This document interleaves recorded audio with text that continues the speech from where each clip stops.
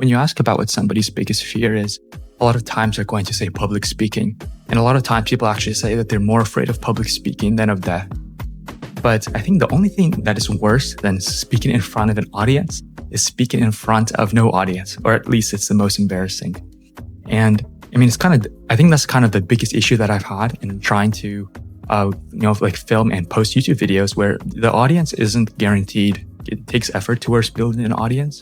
And that's on top of all the other difficulties, right? So speaking in front of a camera is and that's also on top of other difficulties, like speaking in front of a camera. I mean, that's not intuitive. It's not normal because I still feel like I'm kind of speaking to myself, then there's also about the lighting, the editing, the script writing. It's all a lot of work. And on top of all of that, it's also an issue about the algorithm where you can do everything right, but the algorithm can be tailored differently to you to promote or even to reduce the flow about your videos to an audience.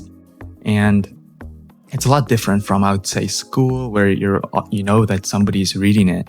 But here's even if you see numbers, you don't really get to feel like they've watched, because people don't often leave comments or other indicators. You don't actually see the act of them listening, and that's what makes it a little bit hard. But I was thinking about when you begin in anything, there's always going to be there's always going to be hardships and stuff that you have to overcome. And I was thinking, how am I going to overcome something like this? Because this kind of problem is very unique towards our day and age. When you wrote or you presented, you'd always have an editor reading or an audience watching, and maybe they'll boo you, but at least you know that there's some reception about what you're doing. You're reaching somebody. But here it's not so guaranteed. But on the flip side, you can reach a lot more people once you amass an audience. And so I was sort of thinking about that there is a little bit of a silver lining. And I think I took a long time off thinking about, brand strategy and improving my storytelling skills, taking a class on that and other stuff. But I think that there is a silver lining that I wanted to pursue, which is that I can build towards all of these fundamentals. And before I wanted to put out a few, quality videos, I guess, at a time. And I kind of thought that there would be a reward that would come with that.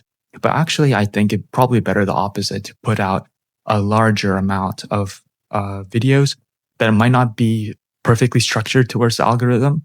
But at that point, you're improving each video, because the only other option is that you're putting a lot of time.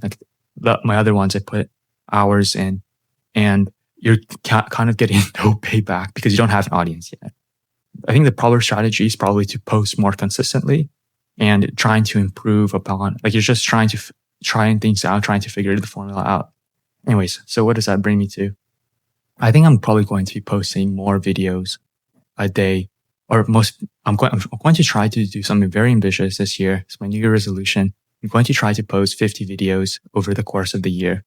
And I'm not sure what they're going to be on. They're all going to be on psychology and philosophy. So I don't know. And I guess we'll see how that works out.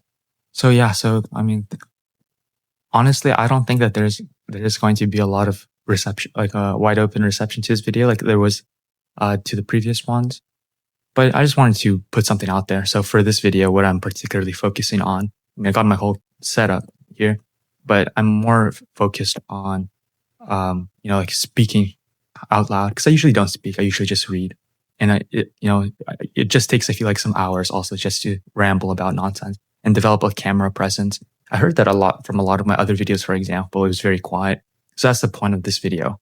And for each video, I'm going to try to learn something new. And then hopefully it's going to add up over time.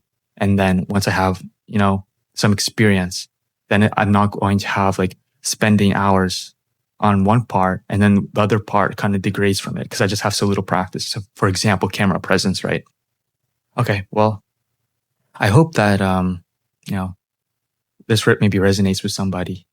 Remember, I still have to come up, I guess, with a way to end the videos. Also, I have to come up with a way to look at the camera because I always find that my eyes are drifting around. But yeah, thank you. If you watched it, thank you for this. Thank you for listening. And we'll see. I don't even know what the audio levels are going to be like for this video. So hopefully that's going to benefit. the future video. And the future video, I actually put a lot more effort. I would say they're more consistent with my previous videos. It's going to be about like locking in and pursuing your goals. So how can we use psychology to habit hack, I guess? I'm going to call it something like that. Okay, well, I don't know. Thank you for watching. And if you're interested in that, maybe you can watch out for it. I'm going to be posting it the next few weeks. The script writing's already done. I just have to film and edit it now. Okay, perfect. See ya.